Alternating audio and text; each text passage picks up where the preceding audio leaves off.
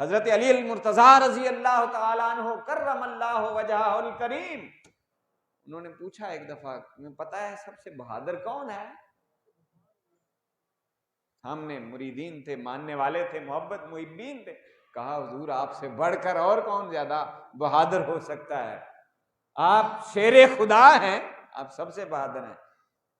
فرمایا سب سے بہادر شخص، مجھے تو بدر والے دن پتا چلا کہ سب سے بہادر کون ہے.